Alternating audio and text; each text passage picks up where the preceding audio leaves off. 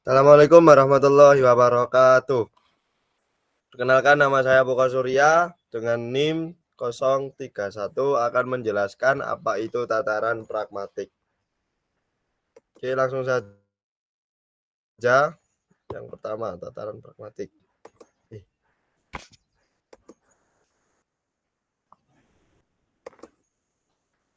Pengertian yang pertama, pengertian. Nah, ini linguistik adalah ilmu yang mempelajari bahasa, termasuk bagaimana kita berbicara, menulis, dan memahami kata-kata.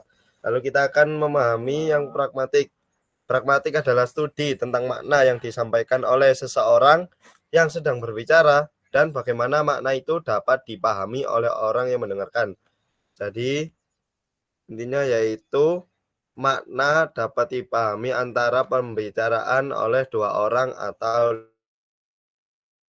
lebih. Itu adalah pengertian pragmatik. Oke, kita next. Dalam tataran pragmatik terdapat unsur dan prinsip. Ada konteks, ada tindak tutur, ada implikatur, praanggapan, prinsip kerja, dan prinsip kesantunan. Next.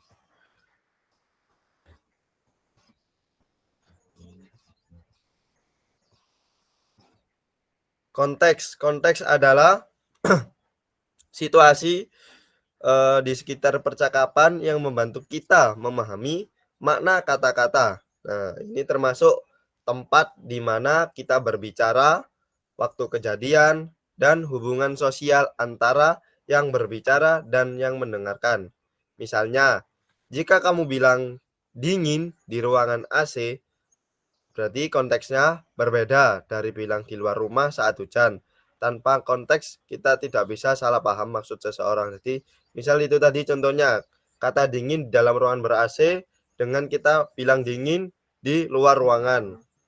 Itu sama-sama dingin tapi konteksnya berbeda. Atau bisa juga dengan orang ini dingin. Nah, itu juga berbeda. Ada kemungkinan orang ini badannya dingin atau kemungkinan lain sifat dari orang ini cuek atau tidak terlalu menggubris orang lain. Next.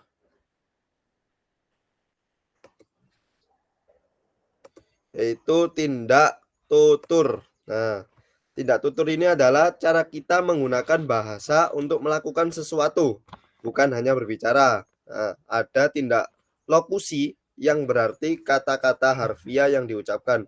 Ilokusi yang menunjukkan niat seperti meminta izin atau berjanji, dan perlokusi yang adalah efeknya pada pendengar. Contohnya, saat kamu bilang, tolong tutup pintu itu. Lokusinya adalah perintah, ilokusinya meminta bantuan, dan perlokusinya membuat pintu tertutup. Nah, ini membuat bahasa lebih dari sekedar kata. Selanjutnya yaitu ada implikatur. Implikatur adalah percakapan atau makna tersembunyi di balik kata-kata yang tidak langsung dikatakan. Seperti menebak apa yang dimaksud tanpa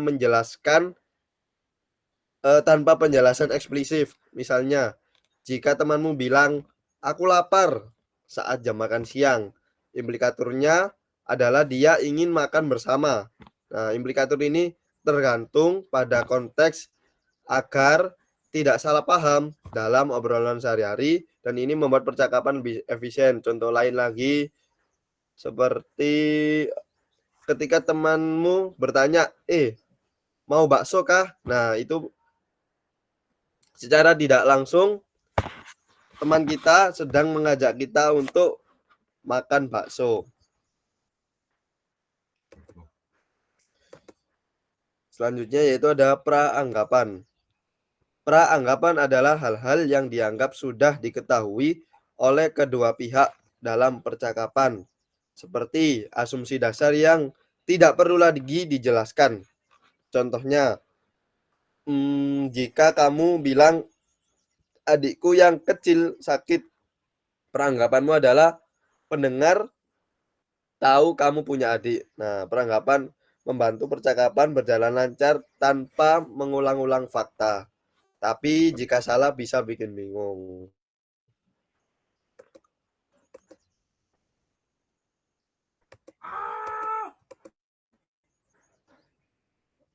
Selanjutnya adalah prinsip kerjasama. Prinsip kerjasama ini dari Chris yang aturan agar percakapan berjalan lebih baik. Nah, ini ada 4 maksim yang sudah tertulis di situ.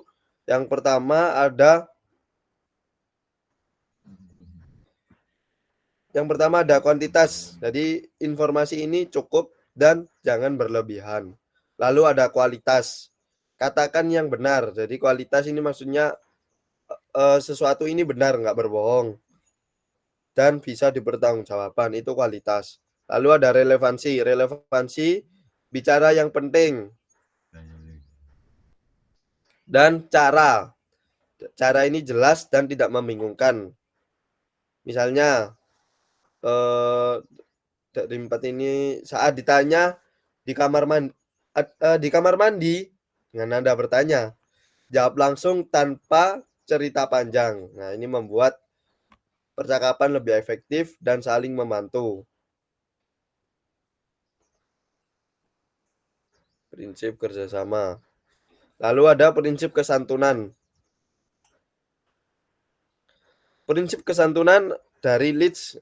Nah, ini cara menjaga sopan santun saat berbicara agar tidak menyakiti perasaan orang lain. Dan ini melibatkan menghindari kata-kata kasar, terus dengan memuji dan meminta maaf jika diperlukan.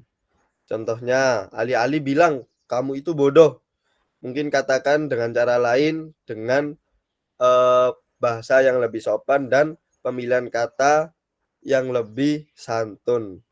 Ini sangat penting dalam hubungan sosial agar percakapan tetap harmonis. Jadi itu mungkin yang bisa saya sampaikan. Kesimpulan dari penjelasan saya tadi adalah pragmatik adalah bagaimana pesan atau percakapan dari 2 orang atau lebih itu bisa tersampaikan. Jadi bagaimana pesan itu bisa dipahami oleh kedua pelaku atau orang lain yang berbicara dan yang mendengarkan. Dengan tetap menggunakan unsur dan prinsip sesuai konteks, tidak kotor, implikator, dan lain-lainnya, dan tetap menjaga prinsip kerjasama dan kesantunan agar percakapan berjalan harmonis dan tidak merusak hubungan sosial. Seperti itu. Sekian dari saya, kurang lebihnya mohon maaf. Wassalamualaikum warahmatullahi wabarakatuh.